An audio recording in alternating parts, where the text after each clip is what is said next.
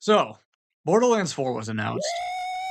Now, my meager channel has many videos planned analyzing the design and details of previous Borderlands games, but for this one, I just want to say a few things quickly, with the hope that someone, mainly the game devs, may listen to.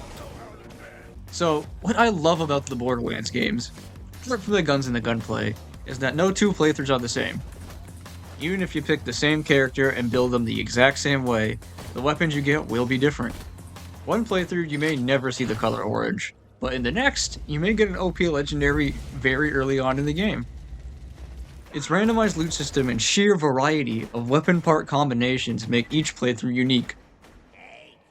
And when you do True Vault Hunter or Ultimate Vault Hunter mode, the game is still fresh, because now you're starting a new playthrough with good weapons and a working build instead of, well, nothing. And at least in Borderlands 2, harder level playthroughs release new and more challenging enemy types that you've rarely or never seen before. Heck, Borderlands 3 even says all this in the main menu. So this is what I like about Borderlands. And this is what I bet most Borderlands players like too. We're not all max damage sluts. We're not all chasing after some super rare legendary that, let's be real, most likely isn't usable at endgame. We just like playing through the game. We like the process of progressing through the story in new areas, leveling up, finding new weapons that constantly change our build or just do something funny. We like playing through the story over and over again.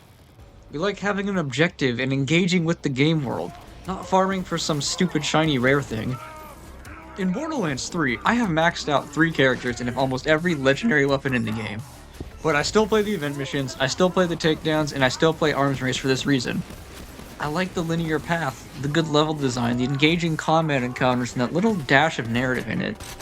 Arms Race is actually one of my favorite modes, because it exemplifies everything I just said. It's Borderlands in its purest form. Likewise, in Borderlands 2 and the pre-sequel, I only go after red text weapons at lower levels so I can use it throughout a new playthrough. So, at its core, I believe all everyone wants to see is the following. Satisfying gunplay, fun challenging enemies to fight, interesting areas that aren't just friggin' deserts, the ability to obtain any weapon in any phase of the playthrough, a decent and engaging narrative that will guide us through it all, and the ability to restart the story with all our characters' gear in progress, both in True Vault Hunter mode and like how Borderlands 3 lets you do it indefinitely. Now, I know this sounds like the basics for a video game, but lacking in any one of these areas is going to diminish the player experience for this video game. And I don't think any one Borderlands game has fully hit the mark on this.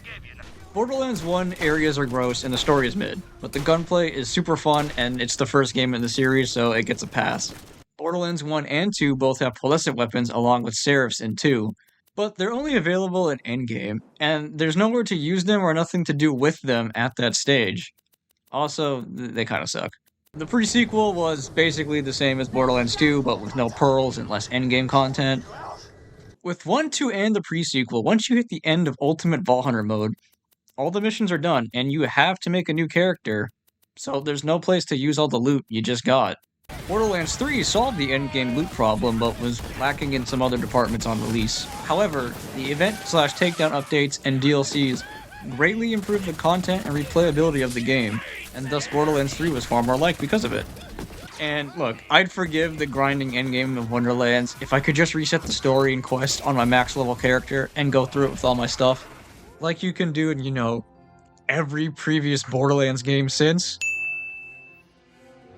So all I'm asking for, and what I think the silent majority is asking for, is to design Borderlands 4 in a way that makes playing through the game fun and replayable on its own.